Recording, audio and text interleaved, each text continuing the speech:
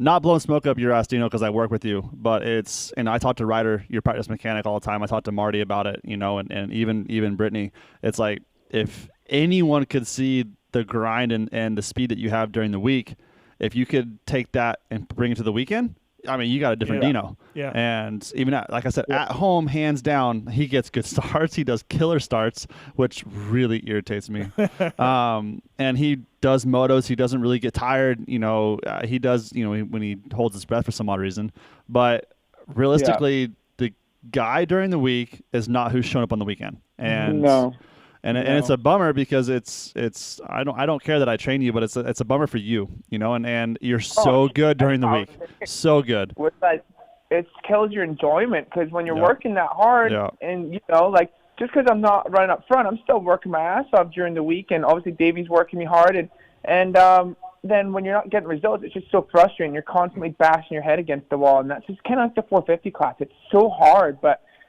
What Davey said is correct, is I'm not riding like I am during the week, but I've also explained to Davey a lot is that I struggle really bad with anxiety, especially on race day, and it kind of kills me inside, and it's gotten a little bit better, but I don't know, some reason when I line up to the main event, I just get like the worst anxiety, and I just fucking, I don't know. That's interesting though, because you've raced so much, you won a national championship, you've had all these amazing moments on a motorcycle, and let's face it, you're on the back end of your career. You think Dino, it would be easier as you got on. Well, you'd think so, but I think it's just all the injuries that I've accumulated throughout my career. I freaking gave myself a second asshole last year. I was bleeding out. I went like you gave yourself a third one. The one talking right now is the first. Wow! Wow! Wow! What a great trainer. So no, like, I don't know, just sometimes I go to the start line and then then my anxiety kicks in, and like I almost go like I just want to be I have this mindset where like I just want to stay healthy, and that's not really the mindset to have when you're going out to you should have like a clear mindset where you're like I'm gonna fucking crush this main event, but sometimes my anxiety gets so bad where I'm saying I just don't want to get hurt, and it's not the right mindset, but I'm just being transparent, and that's sometimes it doesn't have. I don't get that all the time. But on a track like that, I'm not gonna lie, I had that a little bit. Well, I want to be at all the races, and I was just gonna say this was the worst possible track for that. Like, you know what I mean? Oh my God. Yeah. We just had Roxon on the line. He did pretty well this weekend, but he brought up a good point, Dino. He's out front. He's breathing. He's railing the turns. Like some of that, like that section after mechanics area, I think what Kenny was doing was a little slower. But he was flowing and able to do it. Going over the table? Yeah, going outside over the table. Because the guys were doing it from the inside. And then he wasn't tripling in before the whoops. And I think that stuff was a small tenth of a second slower, but he's railing, relaxed, flowing, having fun, and you're doing the opposite, Dino, right? Like you're tight, you're twisted. For the whoop. He was going 2-3-2? Or is that what he was doing? 2-3-2. Yeah. Okay. Yeah. But he was flowing. But he was flowing, right? Which you couldn't get a flow this weekend. No. So, especially that shit start and on those ruts, you're like, dude, it's gnarly. Like, trying just not to cross jump into somebody in the first few laps. I mean, in all fairness, dude. In all fairness, for you, like your off season wasn't the best off season either. So for you to be where you're at right now, and the strength that you have in racing yourself into shape and racing yourself into being, and I know you're not pumped on 9th in points, but dude, like at least you're there from. Honestly, you shouldn't have been able to line up at Anaheim 1. He's the top privateer. So, he's the first non-factory guy in the points. No, my point is, like, for him to be lining up at Anaheim 1, even racing the season from the shit that he had to go through, like, hands down, it's maybe not your best what you think as a season, but honestly, dude, it's pretty good so far for what you've been through. It's been improving, too. Yeah, it's been improving. What made you – so I didn't know you were working with Davis here. Davis. I didn't know you were working with Davis until, I don't know, maybe – right before Anaheim or around Anaheim. So what made you, Dino, want to reach out to Davey and work with him, and how's that been? How did that process go, and what's he helped you with? Let's hear this one. Nah, it's been good. I've been enjoying it. I've obviously known Davey for a long time, and then I'm just someone that always likes to learn from different people, and I always really liked the way Davey rode his bike. Ever since I was a kid on an 85, like, And it's actually a funny story, but him and Carlos and his mom and Brian Johnson, back when like I was like 11, they would be in California before World Minis and stuff. So like he was always like pretty sick on an 85. Yeah, he was. Whatever, all throughout, I liked the way he rode the bike, and then I think you can always learn from anyone. And I reached out to Davey, and we got working together, and it's been really good. He's freaking working me hard. He definitely almost made me cry once. I had to do this mountain bike ride.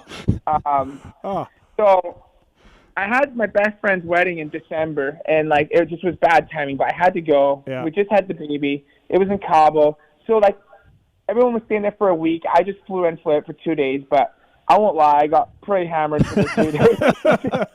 Had a lot of tequila, and anyways, it was my best friend's wedding. So I come back. Literally, like the next day, he's like, "All right, you got to climb Indian Truck Trail," and it's the gnarliest mountain bike. Yeah. It's just like a gnarly climb.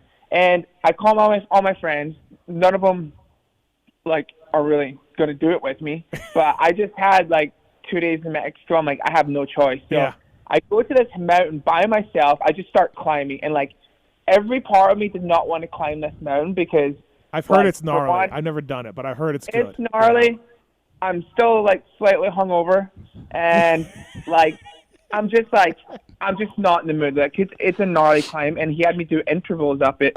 So like I'm climbing this mountain. I'm like, dude, I'm so far up in the mountains all by myself. Like if something was to happen, I'm done. Like if a mountain lion was to come eat me, I'm laying there for meat for like days. I'm up there. There's just nothing but myself. No earbuds. No nothing. Just fight my demons all the way up there. And I literally like almost broke and started crying. Like I was just by myself, and it was like a 2-hour climb up. But then when I got to the top, I was like actually pretty proud of myself. I was like, oh fuck, that was pretty good. You know, that was a really tough mental battle. But that was just one little story. But he's worked me hard, and he's got a solid program, and it's been good. Well, he made I think A-Ray did cry one time. That race you made him go to. Yeah, that was. He literally started cried. crying. But that was a lot different. That was a 50-mile mountain bike race. This was 7.5-mile climb. I'm just saying. So. So like when you're in Havasu, Dino's in Florida, is he sending you the polar? I was just there. I was just there last week. Okay. So I was there all week. Yeah, you're able to work with him that way, and then on off weeks send you the data and look at it or whatever. And he's really bad at doing that. Okay. All right. but all in all, like if I give him something to do, and I've learned that with him since November, if I give him something and I see the data, like I know he's doing it. Yeah. You know, and when I'm there watching him, like I know he's doing it because he's obviously progressing. He's able to do things that I keep telling him to do, and it's not like I don't make it harder. So it's not like, he's still obviously he's progressing and whatever I tell him to do. So I trust him on that. I've messaged him multiple times for data, but okay. Again, it's more so I have faith in him, and he's old enough to where I don't have to hold his hand so much. You know, maybe wipe the tears a few times here and there. But I mean, honestly, like it's not many people that I've been able to work with that I trust, you know, to do the program. Like even with you know, Julian, I need his data. You know, at 16 years old, like I need his data. Yeah, Dean's a little different. You know, at 31, I'm. Well, Steve, you know how tight I am, right? Oh yes. Like I'm not gonna pay a guy and not do what I'm paying for. You know what I mean? So I'm gonna do the work. Yeah, you know? You got a good point. Yes, no, absolutely. One day we're gonna have a shootout between Nicoletti and Dino on who's cheaper. Martin will be in there too. Martin will be there. Oh my God, he might win. Okay, all right. That is great. Yeah. So it is interesting to see you working with him. Now, Dean, have you had some has Millsaps ever like pulled you aside and told you the money he was making during like his heyday? Like has he ever been like, Dean, I used to make this much money?